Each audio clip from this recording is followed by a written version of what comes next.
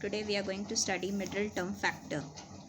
So middle term factor takes place in quadratic equation. The quadratic equation which we are taking here is x square minus 2x plus 1. And as we know, the standard quadratic equation is ax square plus bx plus c is equal to 0.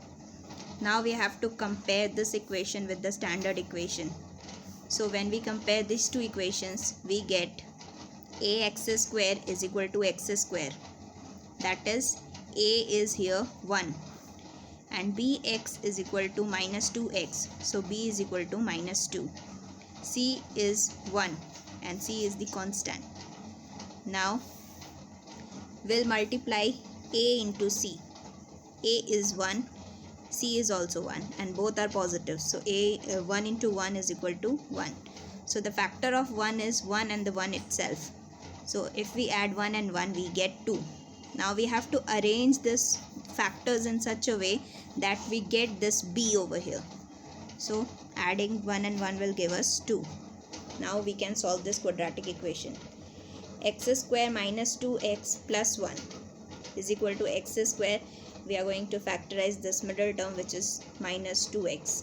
1 plus 1 is 2. So minus 1x is equal to minus 2x minus 1. Now taking common x, we get x minus 1. We'll take 1 common here. We'll get x minus 1. Now x minus 1 into x minus 1. This is x minus 1 which we are taking common from both the equation, and the leftover x and the leftover minus 1, which is x minus 1 whole square. Now we'll take the second equation. 6x square plus 11xa minus 10a square. This is the second quadratic equation of different kind. Comparing this with the standard equation, we get ax square is equal to plus 6x square. So x square cancel out. We'll get a is equal to 6. Bx is equal to plus 11xa. So b is 11a positive. Now c, the constant, is minus 10a square. Now again we'll multiply a into c. A is plus 6, c is minus 10a square, which is minus 60a square. Now we'll take out the factors of 60a square. 2, 30, 3, 15 and 5. Now we can write down the factors in a different way. We are going to write it down in this way. 1 into 60 is 60, 2 into 30 is 60, 3 into 10 is also 60, 4 into 5 is 15 is also 60, 5 into 12 is also 60 and 6 into 10 is also 60. So this is the basic fundamental of taking out the factors of 60.